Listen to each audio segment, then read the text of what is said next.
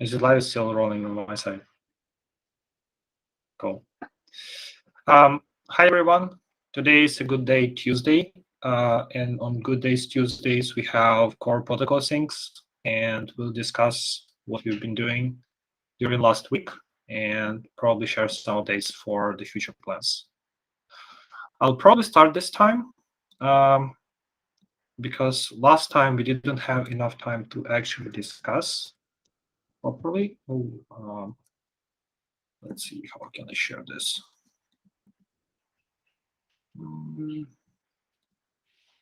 Okay. Right.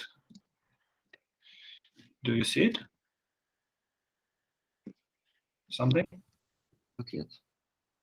Hey, I think you should. Yeah, here we go. Awesome. So the first thing, it was a week before. We just didn't have time last time to discuss this.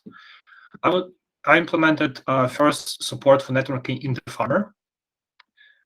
Basically, the way it works is the following.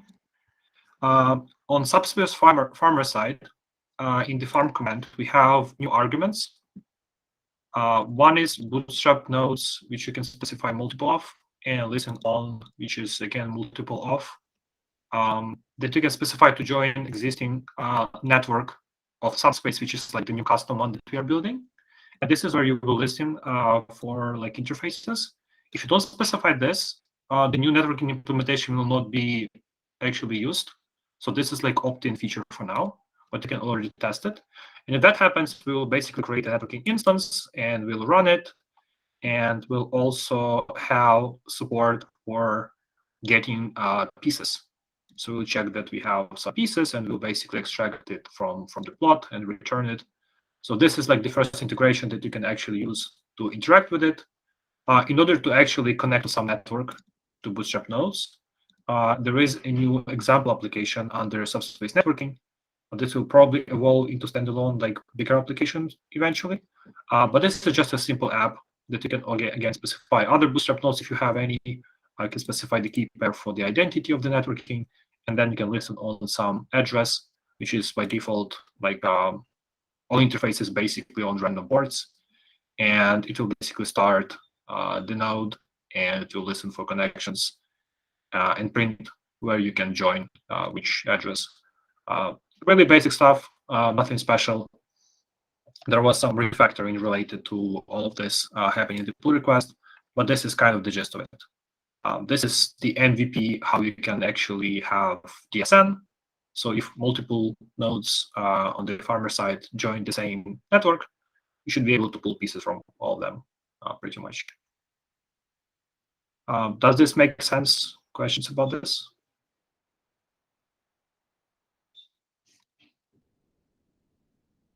All right.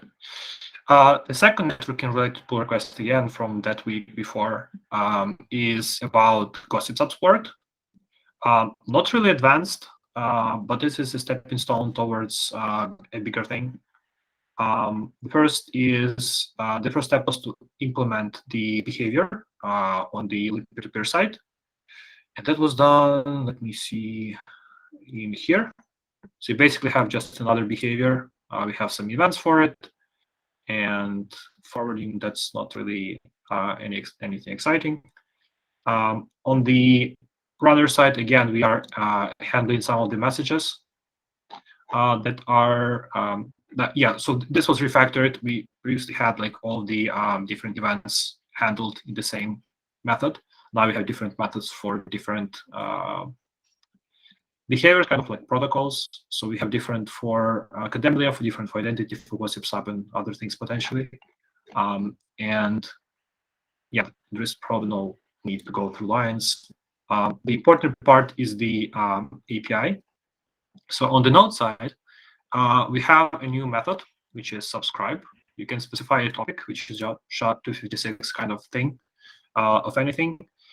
And you will get a subscription back, which is implementing a stream, asynchronous stream. So you can actually pull messages from it. However, when you drop it, the subscription will be closed. This is in contrast to the peer-to-peer native API, where you need to subscribe explicitly, then you need to unsubscribe explicitly. And this thing also handles multiple subscriptions for the same topic. So we don't unsubscribe like the first time, and all of the other subscriptions that were created for the same topic will kind of be offline. You can create as many as you want. It will only unsubscribe when the last one is actually dropped. And there is a new method publish, which can be used to actually publish a message into that topic, right? And in order to use it and to demonstrate that it actually works, in the networking example application, there is a piece of logic which creates subscription on the first node. And on the second node, we'll just spawn a background task which will publish something, and we'll be waiting for the message to arrive on the other side. And we'll see that that message is actually something that we want. It's not typed yet, so there is no like type safety or enums or anything like that. That will come in the future. But this basically verifies that the basic mechanism works, and this is something that can be used as a foundation to evolve in the future. Does this make sense?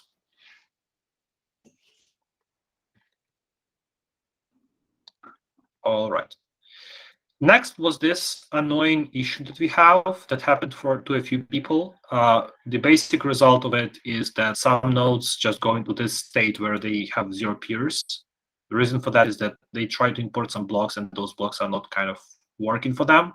So they just disconnect and eventually disconnect from the whole network. There are 2 observations for this. On one side, it looks something like this, where it tries to import a block, and it expects that there should be a segment in it, some like records root. However, there is none. On the other side, there are nodes that are thinking that there should be none, but there is actually something. They're confused as well. And the only explanation I have for that is that the node that doesn't have root blocks must have its archiver crashed somehow. I don't have an obvious reason why that may happen, but that is the only plausible explanation I have so far. So there are a few changes in this pull request to address that. The first one is the task that we have for background archiving. Let me find it. Yeah, here we had a spawner, which basically a thing that can spawn features, background features. That was a regular one. So if this thing crashes or exits or like finishes for whatever reason, successful or not successfully, it will be just okay. In here, it needs to run forever. If it exits with error or without error for any reason whatsoever, it will crash the whole node. So at least when this happens, we will know it immediately, and we'll not have that node hanging around for a while, and then the history goes out of like the terminal of the person is not aware, and then they go back 2 days later and node is not running, they have no idea why. We even don't have any like useful logs for those instances for like people that had problems to see if something crashed around the time when this happened. So this, I think, will at least reveal if this is the reason why it happens, if it happens the way I think it happens. And also notice that we had this LRU cache that we were getting, and hence updating the recency of this key, which we just need to look into. Instead, there was some like minor refactoring as well. So this is basically like more like a research pull request. It doesn't really fix the problem, but it should reveal the root of the problem, hopefully, when we have the next iteration of our farmnet. Does this make sense? Any questions?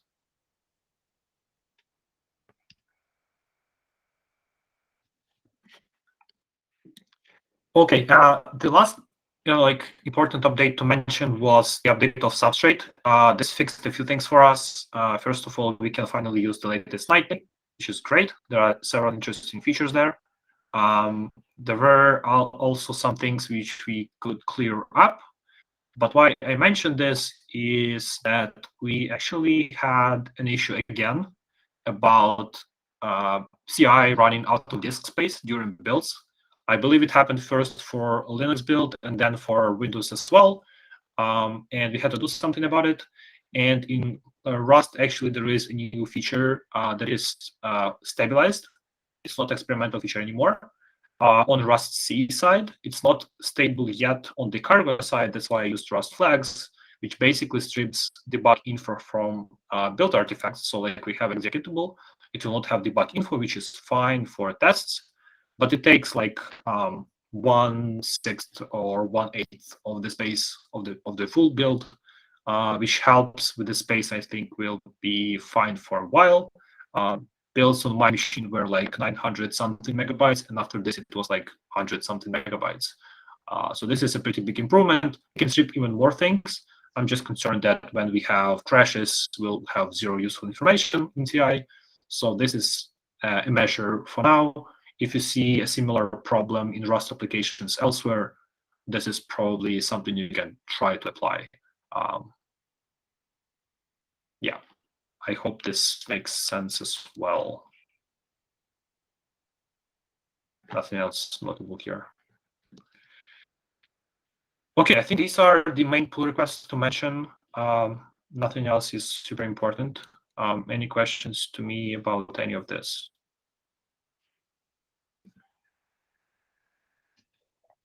Are we planning to continue with GitHub CI or subscribe or use another solution? I think we'll still use GitHub CI for a while. I don't think we will even move away from it. Eventually, we'll probably just have our workers, which will have like more space, more CPU, more stuff like that. But we'll probably run them through GitHub CI. It's pretty adequate interface, in my opinion. Okay. Unless you have like other options, other ideas, concerns, or anything like that. I think it works decently for now, especially for like the free servers that we are getting, and like zero maintenance basically from our side. Yeah.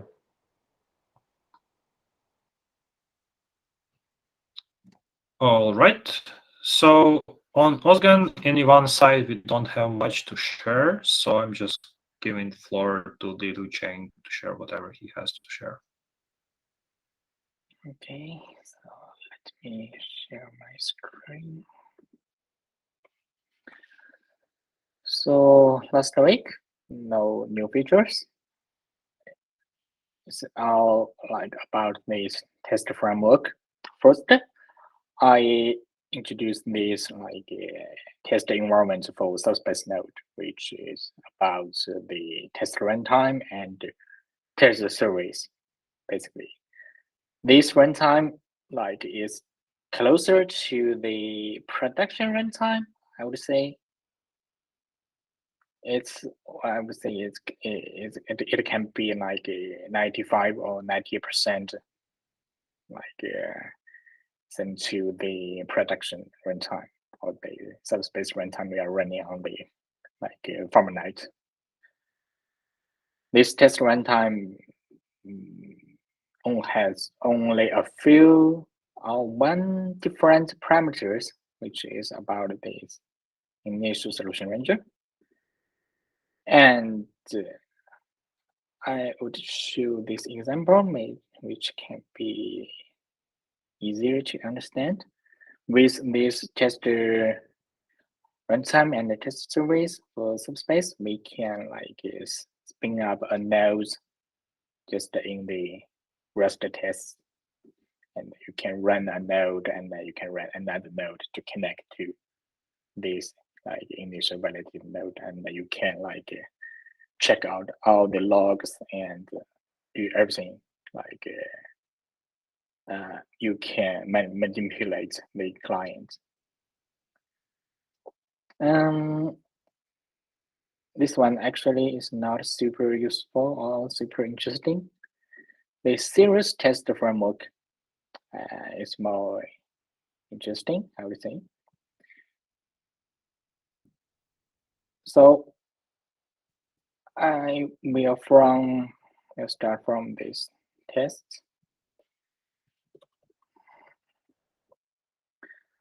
Okay, so previously we have an issue that the executor assaulting node has a different stage to the full nodes, right?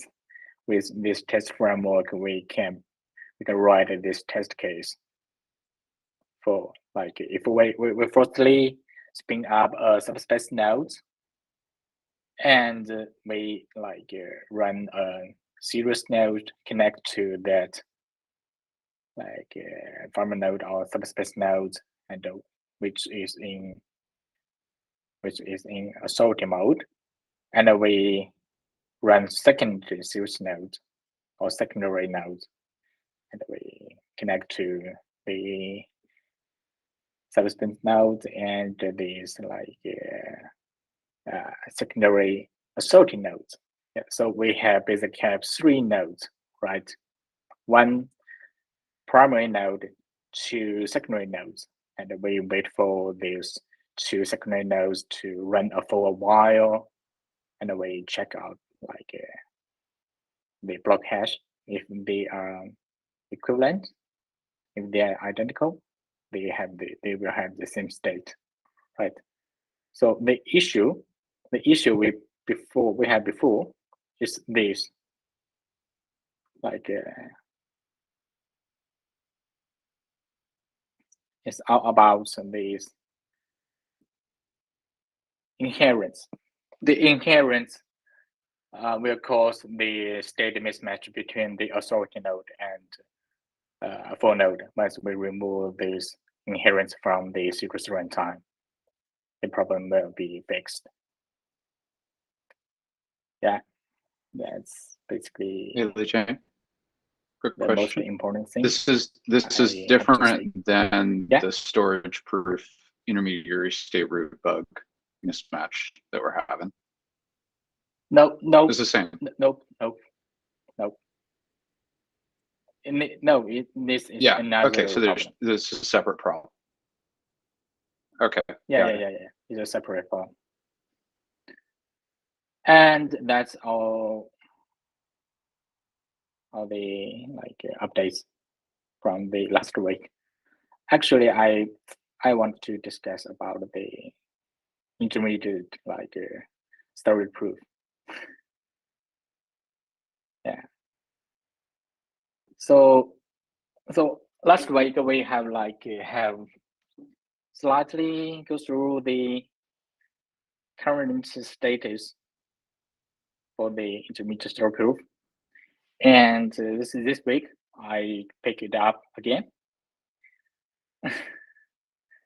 An interesting thing is, after I update the branch like to the latest subspace, the tests I wrote for using 2 methods. You remember? I want to like confirm those 2 methods like produce or same like proof results. The interesting thing is, after I update that branch to the latest subspace, the test sometimes like passes, sometimes just failed.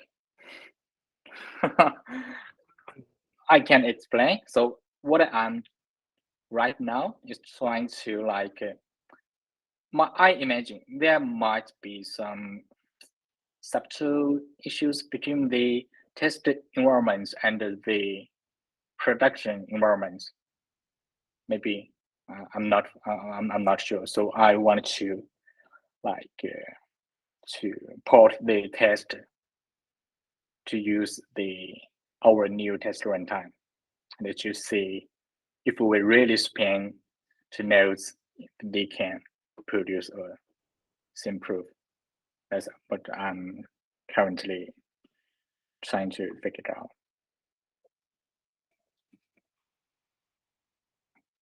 Let me make sure I understand. So after you updated to the latest branch, then sometimes the If 2 you- nodes, the 2 methods if return you- the same result. Sometimes they Yeah. return different results. Yeah, If you just same run it over and test. over, it's like flip a coin and see what happens. Yeah. See, yeah. I cherry picked the commits from the like old branches to this new branch against the latest subspace main branch. I ran the same new test. If I run like 10 times, maybe 2 of them passes, and then the other just failed. So I imagine like there are likely some unknown problems between the test environment and the test environment. I mean, we are using the test runtime from the substrate test runtime, which is like far from the production runtime, I would say. So possibly. Which one do you I'm mean? not The sure. macro attribute? Nope. There are some like implementations like unmocked, right? Quite a few. So Okay, I'm not but it's sure. interesting that it's not like consistent. Yes, Hmm. yes. Super weird. Yeah, I guess the Uh, approach is to just find where it starts to differ. Like maybe there's another timestamp somewhere. yeah, maybe. Yeah. I mean, I But this believe is not like live. I believe hash maps and things like that in Rust and like in many other languages, they are actually seeded with some randomness to be like collision resistant, to like prevent denial of service attacks. But in WASM, where the runtime is, they should be like hard coded and fixed. So if you compile it once, it should be like the same for any number of instances. And I believe globally it should be the same as well. Like it shouldn't differ if you spin up like two things and you put things into hash maps. They should be like exactly the same in terms of memory. I don't think they should differ. So it's surprising that it is actually like racy. So I'm currently I'm trying to produce this like with our new test runtime. I want to say if there are anything different here. Yeah. Well, I wish we had no features like this every week. Like seems like a good progress, honestly. Yeah. And the apart from this like security stuffs, what's the list for our new features? Executor and like registration. And before the new features, I believe we have to think about the balance between the primary chain and secondary chain, right? Like people have to like if they want to register an executor, they have to stake. They have to spend their Well, money. staking will happen Right. on the Where farmer this money chain, from? so it doesn't change anything about balances yet. That will be important when we want to have coins on the executor chain and like give reward to executors on the executor chain. Then we'll have to like deal with balances crossing the boundary. Okay, so the primary chain will maintain the balances state? For now. It will probably change later. Or like we'll have it in two places or something, but it's not a big problem as just yet. Okay, I thought we wanted to dedicate the balances state to the or at least a part of them. Definitely. The farmers. It just wins. doesn't block us to do other things which are kind of like more architectural. We'll have to have the discussion, of course, in the near future. How it will actually be implemented. Yeah, it's definitely on the roadmap. It's just not on the critical path right now to do that. We've got to sort out this this fraud-proof mechanism first. Yeah, that's definitely the priority. Yeah. So okay, so I'm not just focused on this fraud-proof issue. Do you have any idea of how much time it could take for you to accomplish?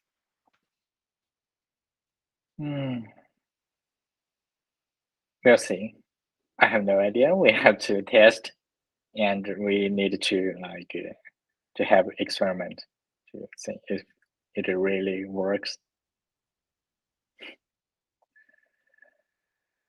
Yeah, I'll give you updates once I have new results. Okay, makes sense. Any other questions? I had a question about the,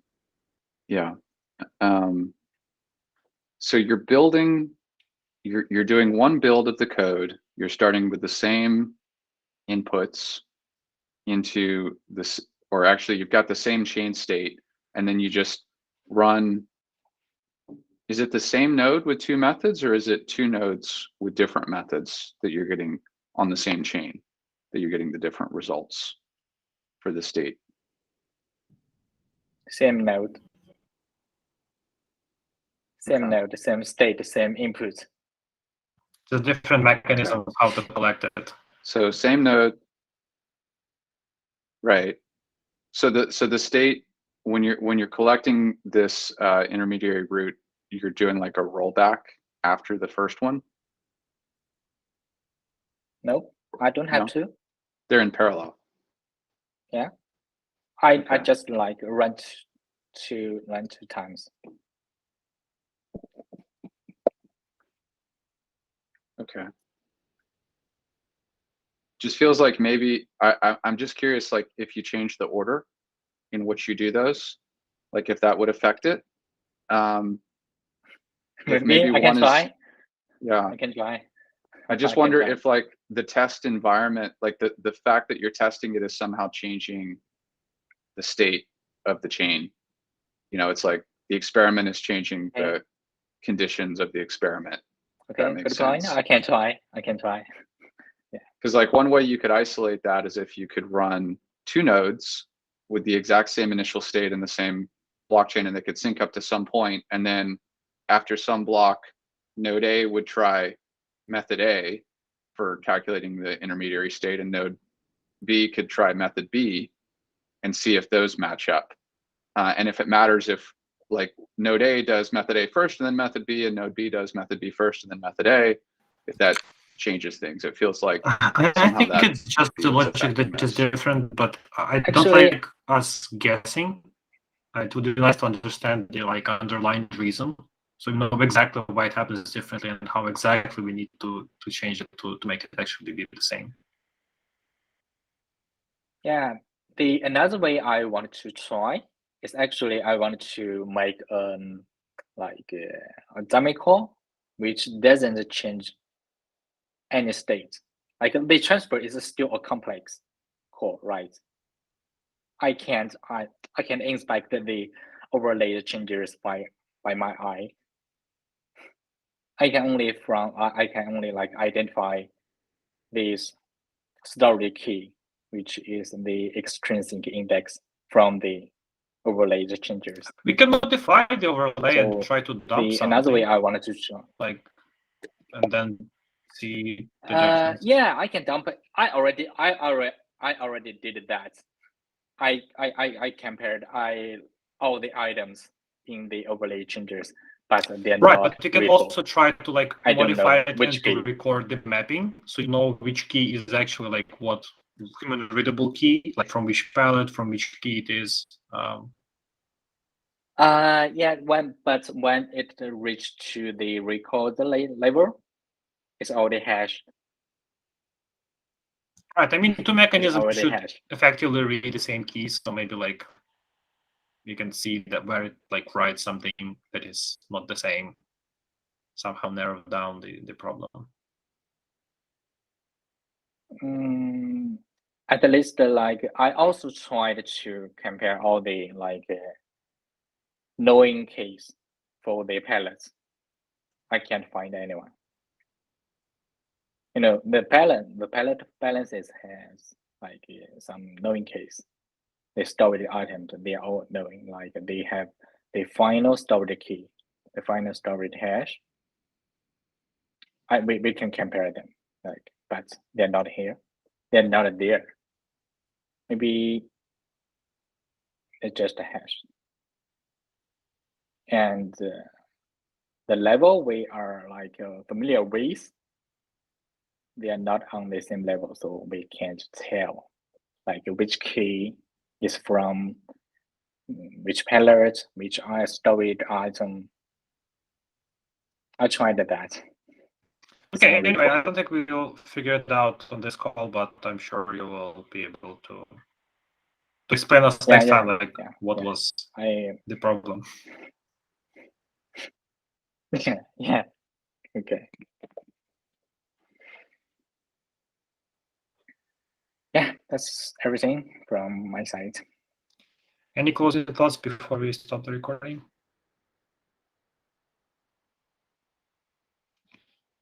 All right. Thank you everyone for watching. We'll see you next week.